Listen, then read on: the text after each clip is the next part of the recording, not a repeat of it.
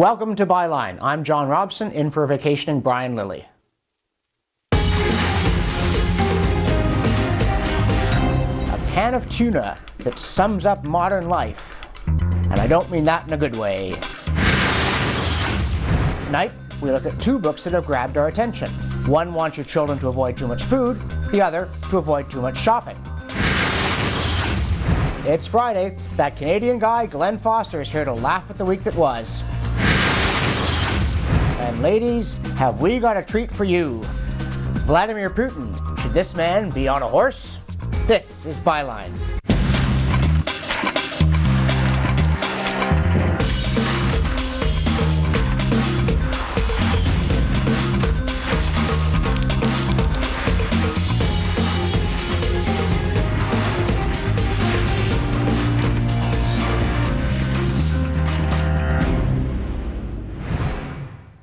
The other day, on my way to work, I saw an ad for a pre-trained can of tuna.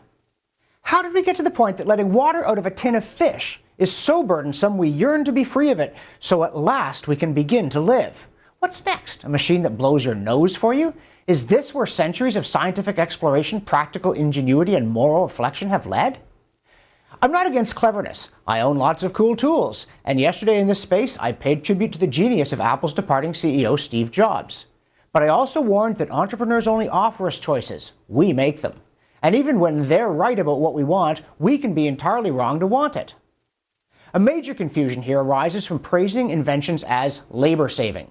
As Prince Philip said during the 1981 recession, everybody was saying we must have more leisure. Now they're complaining they're unemployed.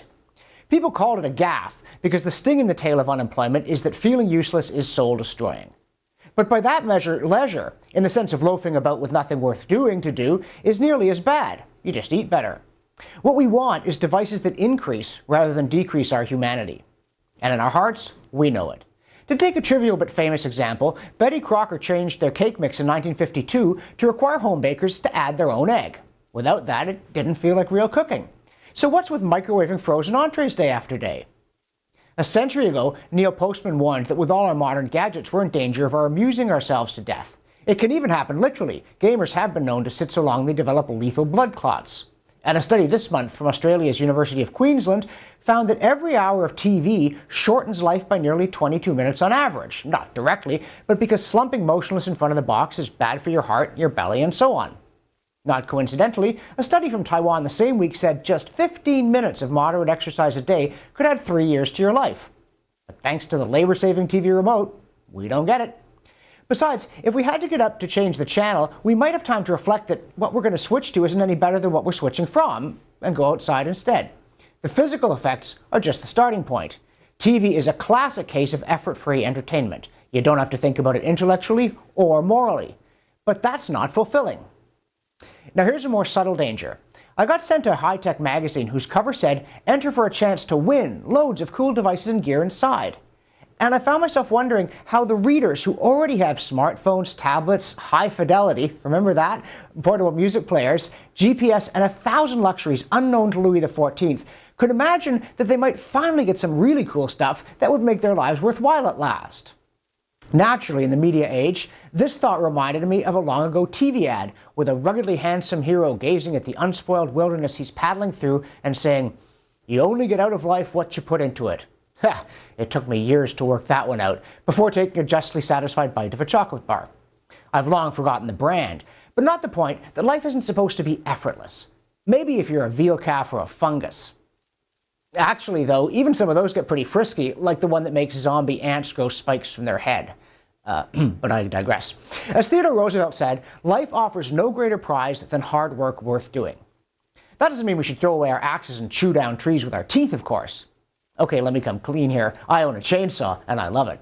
And a cordless 18-volt, 16-gauge finishing nailer I drooled over in the store as though it were made of chocolate. It means we should think about what we want and why before going and buying it. Is that so hard? Apparently so, given recent reports of movie companies working on Facebook integration, including Paramount making all the Jackass movies available for rent. Frankly, I'd rather eat pre-drained tuna. What we want isn't labor-saving devices, physical or mental. It's devices that let us labor more effectively, eliminating the mindless and the crippling so we can concentrate on the creative and the fulfilling, including leisure devices. Years ago, I did a little bit of rock climbing, and the incredible ingenuity that went into making lighter, stronger, better gear all brought climbers closer to the dream of full engagement with the rock face. Even at my feeble level, climbing smoothly and skillfully made you feel alive, even though there was no point in going back up, you just had to walk back down. Likewise, electric light means you can read a book after dinner even in winter instead of pondering whether it's worth the candle. But it also means you can put a TV in your child's bedroom and then occasionally water them. And we're often told now kids shouldn't have to bother learning facts in school because they can always Google them, as if you could think without thinking about anything, and as if you should want to. Flabby, feeble luxury just isn't what life is about. So tonight, I'm going home, opening a tin of tuna with my teeth, okay, it has a ring pull, then draining it with my bare hands, and loving it. I'm John Robson, and that's the Byline. And now I'm joined in studio by Augusto Vieira, who is with Field of Feasts, which is a fundraising picnic for Canadian organic growers and part of the slow food movement. The pre-drained tuna really gets to me because I think one of the weirdest things about all this convenience is that it frees us from the supposed burden of taking time to prepare our food and eat it. We whip it out of the freezer, microwave it, stuff it down in front of the TV, off we go. But we're missing something when we do that, aren't we? Yeah. There's a lot of people that are waking up to these realities. And there's a movement that we see a lot in the internet where people are waking up and they're sharing this information with one another. And I think you hit the nail right on the head, because without this work, we don't develop personal assets. So we miss, the other 50% of life, which is work that produces fulfilling results. Yeah, and I read a book on architecture years ago that was full of pleasing eccentricities, one of which was they really loved the so-called country kitchen, where the food preparation area is integrated with the eating area, so that making the meal isn't something you're shunted off like a serf to do. You're with the people who are going to eat it. They can come in and do chores, they can drift out again, and the smell of food is everywhere, the sight of the ingredients, the whole experience of eating, not something furtive, hasty, and more or less done for you. Oh yeah, I agree. I'm from Brazil myself, and there the kitchen is very close to the living room. So I could always approach my mother, see her cooking, family would get involved. So yeah, that's right on as well. And we think about tuna. I mean, one of the things about tuna, it's this stuff in a can, right? But rumor has it there's actually a fish involved here somewhere. And that you might find yourself cooking tuna by physically handling a fish, which could be slimy and have scales. But at the same time, there's something about handling meat, about cutting it yourself, about seeing where the food comes from that I think adds to the meal. Oh, yeah, absolutely. It adds to the whole experience. Myself, for example, I started planting this year during the summer. I rented a city plot and I planted carrots, radishes, and I ate what I planted. Organic, no chemicals, and it just adds, it adds flavor to it. It's fun, but I think there is a side of it that words can't grasp, where you kind of get in touch with something more profound in life that extends beyond the material, so to speak. Yeah. Now, if people are listening to this and thinking maybe there is something there, can you give us a capsule explanation? The slow food movement, if we've read the book Slow, maybe we know what it is, but other people might be thinking, well, you order pizza, it takes an hour and a half to arrive. What is slow food? Slow food, I think it's a general concept that refers to how we approach food, how we treat it, how we use it, how we get it. It's not just, eating slowly. It goes beyond that.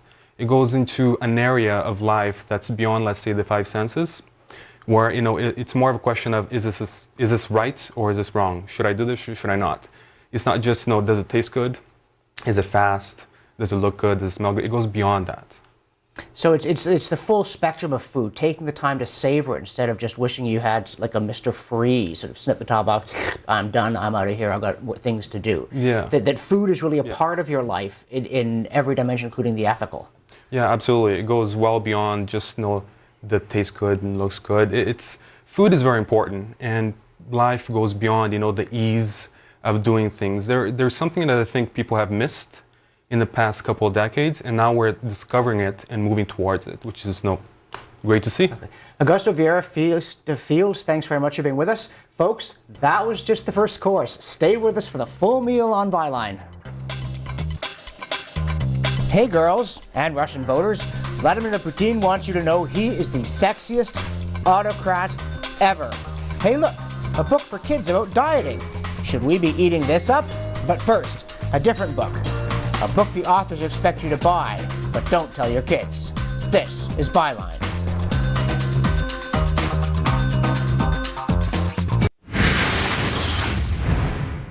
Welcome back to Byline. I'm John Robson, in for Brian Lilly, and I am delighted to be joined now by Michael Koren, a noted commentator who I'd be happy to welcome at any time, but especially because starting Tuesday, he will be hosting a new show here on Sun News Network called The Arena.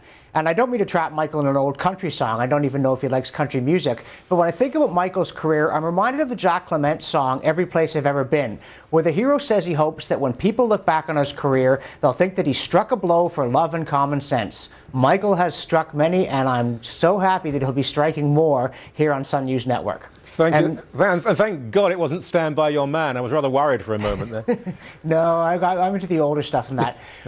But I'm also into discussing a new thing. It's a book that's just come out that talks about, it's called Childhood Under Siege, How Big Business Targets Children, in which the author claims that the various discontents of modern youth, including spending too much time on screen, are the result of big business exploiting them while governments intentionally look the other way. Would you blame big business for the state of youth today? No, not entirely, but I would partly. No. The real problem is decline of family. I mean, if family is strong, it doesn't matter what state or big business try to do, unless, of course, it's a state so intrusive, such as in a Soviet or fascistic regime. Now, if you have mum and dad there, if you commit that cardinal sin of maybe even having one parent at home most of the time, if you spend time with your kids, if you love them, if they become your friends as well as your children, then you know if they're doing drugs, smashing up parts of London, England, or spending money on ridiculous things. Business will fill a vacuum. It's not that business is moral or immoral. There's not a morality involved. We can guide it into a moral form, but if there's money to be made, it will be. I don't blame people for exploiting the problems created by the decline of the family and the intrusion of the state. But when it gets around to saying, well, it wasn't me, it was the corporations, perhaps we need to do something else. You mentioned England, and one of the statistics I read about England that horrifies me is that something like a third of British families don't even have a dinner table, let alone sit at it. That doesn't surprise me at all, actually. I don't know what the actual figures are now for how many people are married. When I was growing up, I'm 52, obviously I look much younger, but when I was a kid in Britain, I think there was one child. It was a sort of upper working class school, very typical school. When I was growing up, there was one child in the entire school whose parents were divorced. It just didn't happen. Now that's increased massively, and then what you have in the UK is not only parents who are no longer together, you don't even know who the father is. If they are together, they're not married. You know, when we said, for example, I don't blame gay people for the attack on marriage. In fact, I fully understand why gay people wanted same-sex marriage. There's no such thing, but I understand why they wanted it. It was our fault when we discovered ideas such as common law marriage. Marriage is many things, but it's not common. Marriage, the union of one man and one woman. We started to attack marriage. Now people live together. We said it doesn't matter if they live together or maybe live with other people. It doesn't matter if they stay together. And of course, the perennial victim in this giving into the cult of the orgasm and the cult of the self is always the child. And then we pretend that children don't suffer when we know they do. So, of course, that is when, hey, you can have sexy underwear for little girls. You can show young boys horribly graphic video games. It's all okay because mum and dad aren't there to say no. Yeah, it is extraordinary. You remind me of a line of Malcolm Muggeridge that I quote ad nauseam, when he said that sex is the mysticism of materialism. We are to die in the spirit and be born again in the flesh. And that we really have built a civilization around this notion that adult fulfillment is what really matters, and whatever gets in the way can be dispensed with or pushed aside. And unfortunately, that includes that strange consequence of sex known as offspring. Well, bless you for comparing me in any way to Malcolm Muggeridge. His son John was one of my closest friends, and he's deeply missed. Look, this isn't that those of us who maybe are conservative or Christian are against sex. We're the experts at it. We love it. You know, we relish it. That's why we have so many children. We're the ones who really... It's those who are obsessed by the sort of the neurosis of sex who have destroyed the pleasure of it and made it almost semi-scientific and a bit of a cult. Now, It's not that children always result from the sexual act, but when you aggressively, viciously say they must never be a product of the sex act, you're removing love and the great natural law of procreation from anything that is intimate between a man and a woman. So there's all sorts of problems that have resulted in kids being exploited by pretty much anything that's out there. Yeah, and it's interesting that the author of this book apparently noticed that his own children as tweens were disappearing into the screen. And he apparently blamed what was there on the other side of the screen drawing them in. But I couldn't help thinking, you know, if only you'd been there. Don't you control what your kids watch on TV, at least to some extent? Well, exactly. Look, it's not that TV's not bad. It's what's on TV that is bad. I was raised pretty much on TV in Britain in the late 60s and 70s when you had, without commercials, not only hour-long documentaries about cheese making, but no, seriously, you had wonderful now you dramas. get webcams. Yeah, you had really intelligent, well-acted, usually not particularly political dramas and documentaries. And of course, now we have Sun News, so people can be enlightened by television. But it's not about that. Kids will go to TV not as first option, but when they are bored. Now, you hear this rallying cry from kids all the time, I'm bored. Well, don't be bored. You don't always have to read a book, don't always have to go and play with a soccer ball, but you could do those two things. But also, it's really great fun spending time with your children. And one of the commercials I absolutely detest is it's that time of year again, you know, and it's not Christmas, it's the kids are going back to school. I'm sorry, I don't like it when the kids go back to school. I enjoy being with them. They amuse me, I amuse them. It's fun to be with children. And you know what? If you really don't want to spend time with your children, don't have them.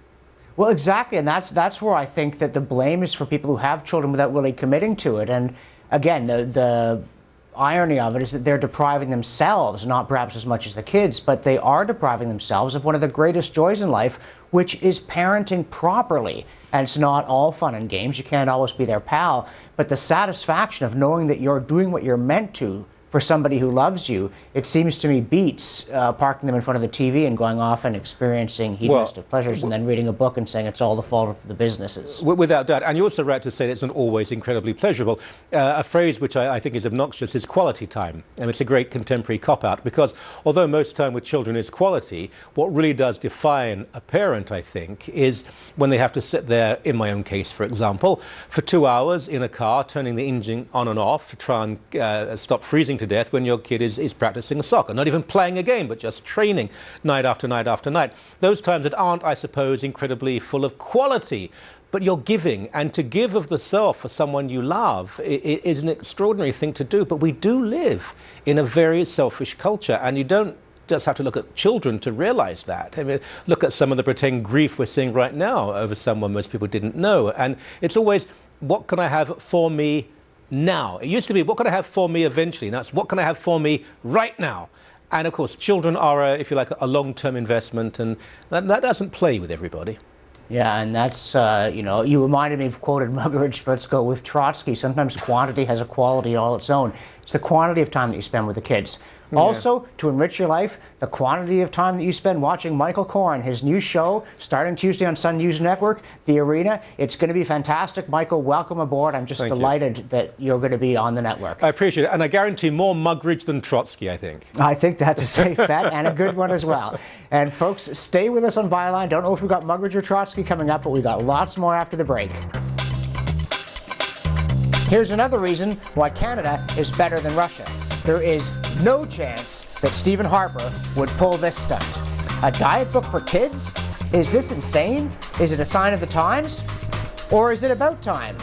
Wait till you hear what I think about this. But after the break, madness in Quebec. The government wants to decide who's a journalist and who is not. Qu'il mange les communiqués. This is Byline.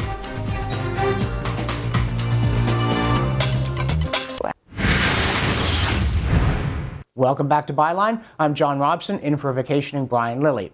One of the stranger items in this week's news is that Quebec's culture minister says she's going to move ahead with hearings on creating a new model of regulating the press in Quebec. I didn't know we needed that at all, but apparently they want to create a status of professional journalist with special privileges that go with that accreditation. So I'm joined now from Toronto by Kathy Shadle. Now, I am a journalist. Yes, one is. Kathy is a blogger. She writes 5 Feet of Fury, which is www.5feetoffury.com. Right. And if Quebec journalists have their way, it's going to be kind of qu'il mange les communiqués for you. Do you think that people like me should have privileges that people like you do not? Absolutely not. Maybe you can help me out. I want to know how to say bite me in French, because that's going to be my reaction to any kind of licensing of journalists and bloggers. This contradicts everything we think about when we think about journalism, about people being investigative reporters. The idea that you need a license to do something like that is absurd.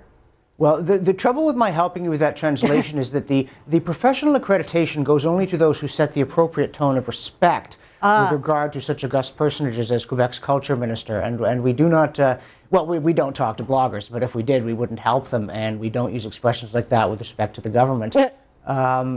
Because after all, I mean, people in government, they shouldn't be annoyed by public questioning, should they? No, absolutely not. But I'm not really surprised this is coming out of Quebec. This is the province where you have to ask permission to give your baby a certain name.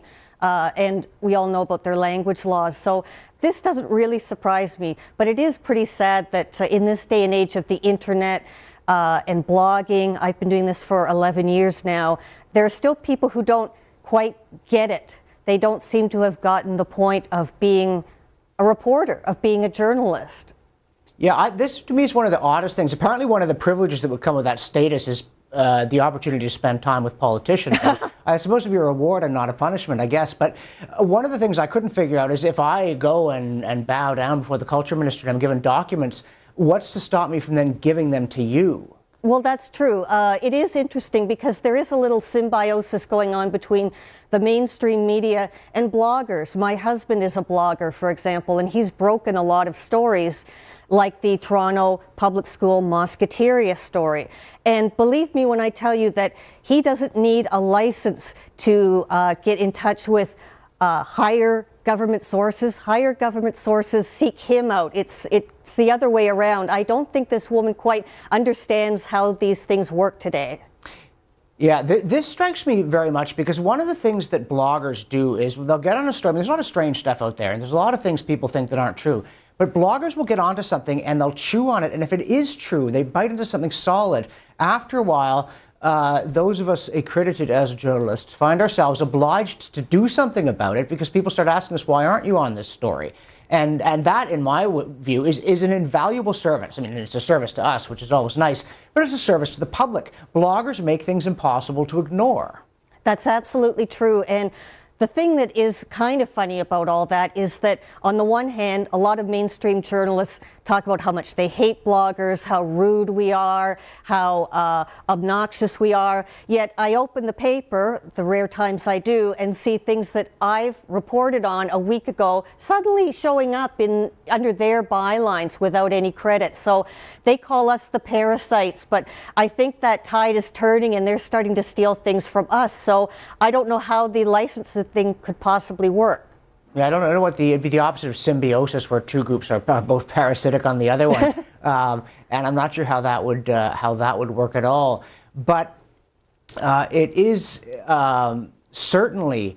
You bring up the thing about rudeness, and the fact of the matter is, yeah, lots of people write blogs and they're rude in the same way that lots of people send email and it's rude. I've commented on the fact that the internet, it seems to work on people like tequila. They lose their manners and inhibitions and they think they're invisible, and they send you incredible notes that they would never have written, let alone walked up to you and said. But then again, anybody can not read your blog if you're just deeply offensive, or if they like that kind of thing, they can flock to it. But you know, just because some people have no manners online doesn't mean that we should clamp down on the internet. It means we should mind our manners. Well, and you make a good point about anonymity. I've never blogged anonymously. My name is on everything that I've put up on my blog, for better or for worse. And I think that if you take out the anonymity, 90% of the obnoxiousness and the inappropriate phraseology and the ad hominem attacks really go out the window. I always encourage bloggers to use their names. I think it's just right. It's just fair. Now, speaking of anonymity versus being identified and held accountable, one thing that people have brought up in terms of the desire to have accreditation is that there are some events where there's a special section for journalists, or journalists will accompany the Prime Minister, or journalists are allowed into a particular part of the House of Commons. If anybody is considered a journalist if they blog, how do we control access to events where we can't simply let everybody in? Well, but you already have to have some kind of system in place to determine who's a real journalist. Are they just writing for some tiny alt weekly in some tiny town? Are they from the New York Times? And there's also a hierarchy of blogging. And I think any legitimate person like, say, Glenn Reynolds at Instapundit is recognized as a real journalist at this point. It's like everything else. There's some internal standards of excellence and reputation. And if somebody has a reputation as being a good blogger who's broken stories, again, like my husband, I think that they sort of go to the front of the food chain. This is all just still sorting itself out. I think in a few years, this will be a non-issue. Okay, and just for those who are wondering, what's your husband's blog? Oh, it's called Blazing Cat Fur. He now regrets having called it Blazing Cat Fur now that he's semi-famous, but yes, that's what it is, and he breaks a lot of stories there. He's very, he gets a lot of readers in different ministries and other places like that. They look to him for ideas. Okay, well, that's Kathy Shadle. She would be interesting if she was a journalist, but she's just a blogger and therefore obviously unworthy of consideration. Yep. However, if you don't happen to share that view, 5 Feet of Fury is the name of the blog, www.5feetoffury.com. Stay with us, folks. Here in the world of journalists, we've got lots more for you after the break. I'm Vladimir Putin, and I bring a camera crew to the doctors so I can show the world my triceps. I'm awesome. It's Friday, and that means comedian Glenn Foster is here to wrap up the wacky week. But first, has the diet craze gone too far with the book aimed at children? Or has it finally reached people who really need it? This is Byline. Welcome back to Byline. I'm John Robson, in for Brian Lilly. You know, when we say we read a news story, we don't know what to think, usually we mean we do know what to think, but we're too aghast to put it into words. But the next story, when I first read it, I really didn't know what to think. It's about a book called Maggie Goes on a Diet, which is about a 14-year-old girl who has a weight problem and then starts eating right, becomes athletic. And I'm authentically torn on this one. Is this useful? Because we certainly have problems with childhood obesity. Estimates are that a quarter of children in Canada are overweight or obese. And when you get to adulthood, it's almost 60%. So clearly not only are too many kids overweight, but it's going to get worse, not better, as they age. On the other hand, we all know that problems with body image can lead to eating disorders. Is this going to foster eating disorders among kids? And also, I thought parents fed kids. So you've still got arguments on both sides. Now, to help me sort that out, I am joined now by Anna Slavinsky. She's a registered dietitian who works in community care with Vancouver Coastal Health. Anna, thanks for joining us. And Thank you very much for having me. Is this book a good thing, a bad thing, or a bit of both? Well, I think actually it's a bit of both.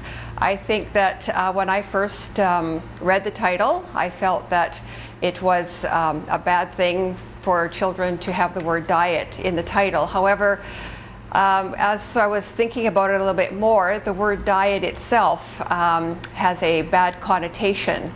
But if you take the definition of diet, which is actually the food and drink that people consume on a daily basis, that word in itself is what we all do. However, the title, when it says goes on a diet, it implies a restrictive diet. So I think that you have to look at the bigger picture and the message that the book is giving. So I think the title perhaps is misleading, and I think that's what health professionals and a lot of parents are taking issue with. Yeah, Go ahead. And I understand why, but I notice your title is registered dietitian, which has diet in it. So presumably you don't tell people to diet, you tell people to eat right, and you help tell them how.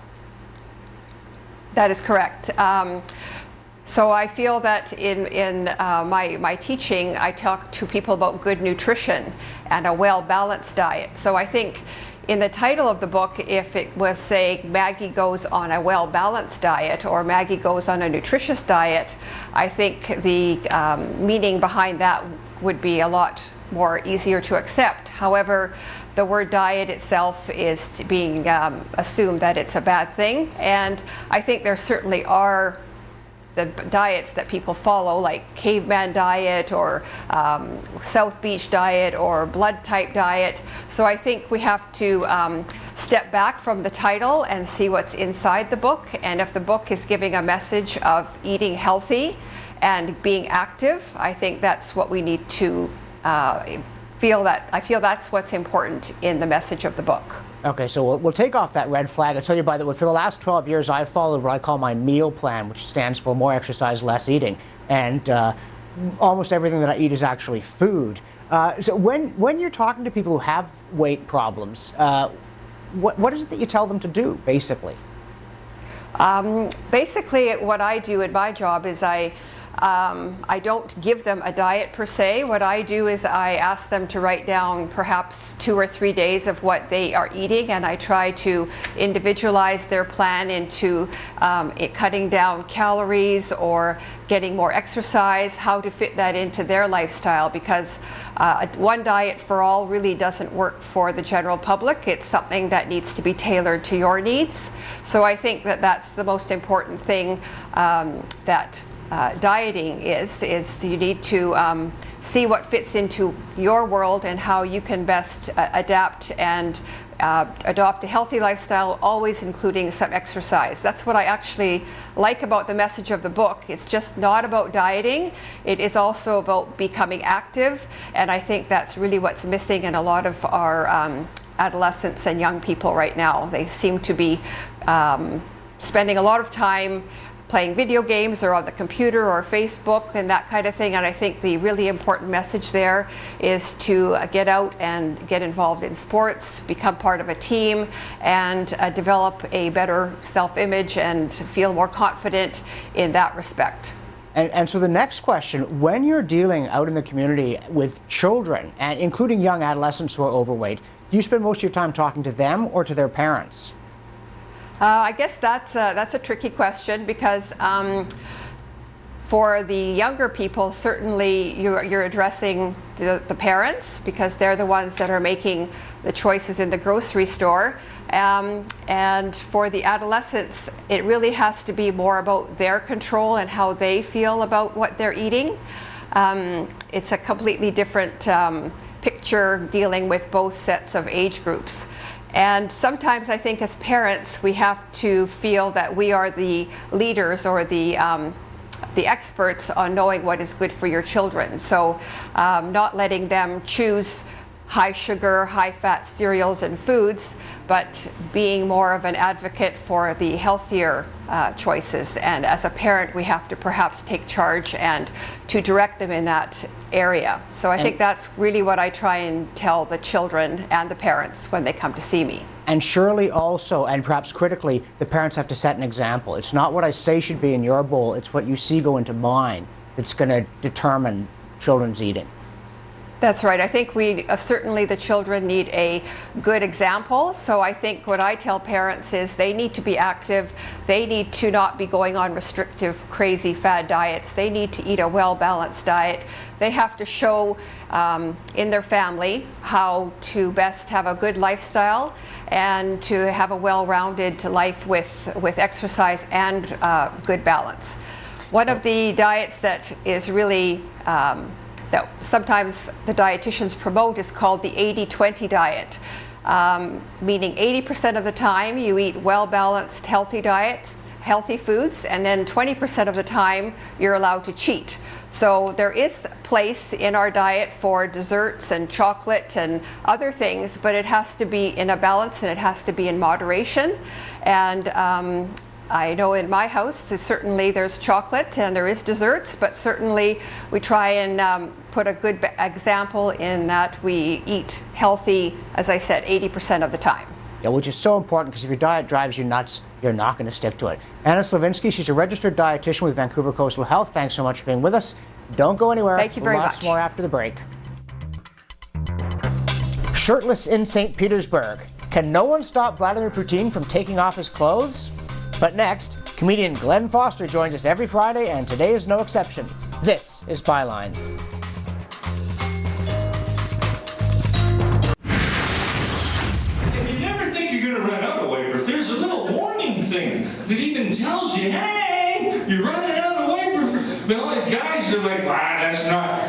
accurate warning at all. We're at a certain speed where the fluid actually rolls back in the container, so that's not even close to accurate. We don't need wiper fluid. They're just trying to sell you more wiper fluid. That's what that's all about, right? We're fine. And then you run out, right? And then it just crusts, and it crusts them. And that, I know, and you can't get it up. And not one of these little squeegee bastards for 100 miles. You know, there's a million of them in Toronto, right? Not one of these little pricks in Parry Sound, you know? Set up where you're needed. Location.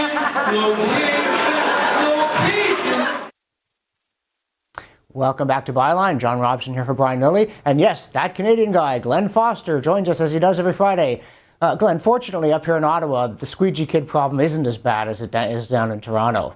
Yeah, I just don't get it. You would think, one entrepreneurial squeegee guy would just set off for the north. He's the pioneer squeegee guy of the north. You can cut the costs right away because he doesn't have all that Toronto overhead. Don't give him ideas. We're happy enough with him down there. Most weeks give us a lot to talk about, Glenn, but this week seemed even crazier than most, didn't it? Well, to say the least. I mean, Brian always introduces me as here to make sense of the week. I don't think I try to make sense of it so much as try to make fun of it. But this week, wow, earthquakes, tornadoes, hurricane on the way. It's like Jack Layton's gone and Mother Nature is pissed. Is that what's going on here? Imagine how she's going to freak out when David Suzuki kicks it. Has he earned enough carbon credits to be cremated, by the way? I don't think they approve of cremation. But he will get a state funeral. Maybe they'll light up the CN Tower in green. Yeah, that's quite something. The CN Tower is being lit up in orange, Niagara Falls being lit up in orange, and let's not forget the thousands of orange traffic cones being used to block traffic on the parade route. Just another reminder that nothing moves in this country without the cooperation of the NDP. Yeah, now back to the earthquake for a minute. Did you feel anything down in Toronto? I don't know, John. I was eating some really crunchy potato chips at the time, so I can't really be sure. We don't have a lot of earthquakes in Canada, but if we start to get more of them, we're going to have to make it a regular part of the news. Now over to Becky with the seismic activity report. Becky, what's shaking? We could do that here on Sun News, John, but Becky would have to be wearing a sleeveless top. Yeah, well, it wouldn't be Tasha Carrigan, I don't think. Turns out most of the effects were felt near the epicenter. That was Virginia and Washington, D.C. Yeah, not quite the shake-up in Washington that the voters were hoping for, although with the political deadlock in the U.S. Capitol, probably the first movement made in Congress in months. There was some serious damage reported, though, wasn't there? The Washington monuments cracked. That is true. I feel sorry for America. Their credit's been downgraded. Now their insurance is going to go up. And the Republicans are going to try to spin this against Obama. Oh, there were no cracks in the Washington monument under George Bush. No, just cracks in the country's financial foundation. Yeah, House Majority Leader Eric Cantor's already said that if additional funds are needed to repair hurricane damage, it's going to have to be offset by spending cuts somewhere else. Yeah, isn't that nice? So, sorry about your heart meds, Grandma, but that hurricane cost a lot more to clean up than we expected. Seems like also some sort of retribution, doesn't it, John? A recession, earthquake, hurricane on the way. Americans must be wondering what they've done wrong, except on Wall Street. They know exactly what they've done wrong. A bit of what you'd call a seismic shift in the tech world, too, with Steve Jobs announcing that he's stepping down as CEO of Apple. Well, that's going to be interesting. Just like anything else from Apple, he will not be easy to replace. CEOs are pretty expensive in general. I'm sure if you put Apple in front of it, your costs double. And again, the Republican spin, this is just more jobs lost under Obama. Now, I want to go from Silicon Valley out to BC, where earlier today British Columbians voted to dump the controversial harmonized sales tax. Yeah, I'm a little bit jealous, to be honest with you. I mean, how is it BC gets to vote on whether they get to adopt the HST and Ontario didn't? Well, guess what, Dalton? We're going to be having our HST referendum in October. Yeah, it's we do eventually get to vote, but we don't put these things to a referendum before they happen, do we? Well, here's what I'm confused by in the first place is this whole concept of harmonized sales tax. Harmony. I mean, I'm not a musician, John, but harmony. Isn't that where you have a note up here and a note down here and they harmonize somewhere in the middle? If you had an 8 note and a 5 note, they might harmonize somewhere around 9, 10, 11, maybe, not 13. That's not harmony. That's just addition. It's a tax in addition to all the other taxes I've already paid. It's a tax on things I have never paid tax on before in addition to all the taxes I have paid before. Okay. Now, Glenn, normally I don't tell people to change the channel under any circumstances, but before we go, I do want you to tell voters about the special that you've got airing tonight on another network, the Comedy Network. I was going to say it's another network. We won't tell you what network, but they have a lot of comedy. No, it's starting right after this program, actually, 10 p.m. on the Comedy Network. Do not change the channel. Please PVR my comedy special and continue watching Sun News Network. And there's Glenn Foster, that Canadian guy, to make fun of the week for you. Splendid job as always. Thanks, Glenn. Thank you, John. Isaiah Mustafa and Fabio, you better look out. Here comes a shirtless Vladimir Putin. This is Byline.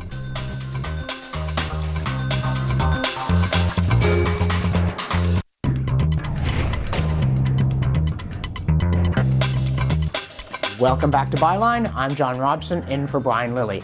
And all show long, we've been teasing or alarming you, it depends if you're female or male, with the prospect of Vladimir Putin with his shirt off as part of his campaign to once again become president of Russia. And of course, Mr. Putin has a bit of a history this way of he goes hunting, he does judo, he's a black belt in judo, he goes scuba diving, and amazingly enough, he comes across an archaeological treasure, and that shirt just won't stay on. Gets the feeling that he ought to be on the cover of some romance novel, or it struck me watching this that Isaiah Mustafa, that old spice guy, better look out, because here's Vladimir Putin. He goes to the doctor. Doctor says, "How are you?" Off comes the shirt, and here we go. Now, oh, I've got something wrong with my shoulder, doctor. Let's go to camera crew. There's my tricep. Oh my goodness, look at my tricep. Good heavens, I've got muscles on my arm. Yeah, zoom in again here now. I am a very strong individual. I've got muscles on my back, too. Oh, look at my pecs flex. Hoo-wee. Yeah, that's some kind of a leadership profile there, isn't it? I mean, and I'm obviously, I should add that, Vladimir Putin sets an example for all of us. He is not in his 20s, shall we say, and he's extremely fit. But it still does strike me that the next challenge for Old Spice isn't going to come from Fabio. It may come from Vladimir Putin, depending, of course, on how the Russian election goes next time. I can't wait to see the election poster. It's kind of a socialist realism meets modern marketing, from mano a mano in El Baño to mano a mano in El Kremlin, or something along those lines. Nevertheless, thanks for that. I think one advantage of Canada over Russia is that we are simply not going to see Stephen Harper, and this is a request, incidentally, this is not just a prediction, we are not going to see Stephen Harper doing that, and we aren't going to see the other party leaders doing that, and we'll just stick to wrestling with policy issues, and nobody will wrestle a Bengal tiger or anything else like that. It's a thought. In fact, it's a plea. Let's do it that way. Now, having disposed of Mr. Putin's acting career, we will, as always, turn to emails and other messages that our viewers send us. Our first email comes to us from Neil Curry, who writes to us about the economy polls that we discussed last night with David Coletto. He says, David Coleto's questions about reducing spending versus increasing spending were confounded by putting the magic word jobs in with the increase option. Prudent reduction of spending will reduce taxes and create confidence in the investment community, so I think it is unfair to suggest that the creation of jobs is only linked to increased government spending. That is a very good point. I would like to second that. Cutting spending, not increasing spending, is the way to create jobs. Now, even though our host Brian Lilly is away, he will be back Monday, he's been posting on lillyspad.ca, and of course, he's stirred the pot quite a bit, and people have been responding. On Twitter, Daily DeGain writes, "There's a lot of religious people I wouldn't trust on matters of religion." Yeah, that's been a chronic problem. Immediately into my mind comes images of the Archbishop of Canterbury, but he's got a lot of company there, and I'm sure Brian would feel the same way, and if he doesn't, well, he's not here to contradict me, so I can say it. Marge Miller writes, "Religion has no place in politics because politics has no place in religion." Here I'm going to take the liberty of dissenting. I agree that politics has no place in religion. On the other hand, if people have fundamental convictions that they're convinced derive from the Almighty and the basic order of the universe, it seems to me very odd that when making policy, they would put them aside. They need to be honest with us and let us decide whether the policy, wherever it comes from, is good on its own merits. But that doesn't mean you disregard questions of morality. And finally, JPYU 1080, I'm not sure how you pronounce that, says, "Not sure what the difference between views on religion are between a secular liberal or a secular conservative." That one foils me. There's just too many possibilities, so I'm going to pass on that one. That's it for me, my week hosting Byline. I hope you've enjoyed it. It has certainly been both a pleasure and a privilege to get to speak to you on behalf of, as I said about Michael Corn, Love and Common Sense. Do tune into Michael's show starting Tuesday, The Arena on Sun News Network. And next week, Brian Lilly will be back in his usual chair hosting Byline. Thanks for being with me for the week. All have a good and safe weekend. Back on Monday. The show, not the guest host.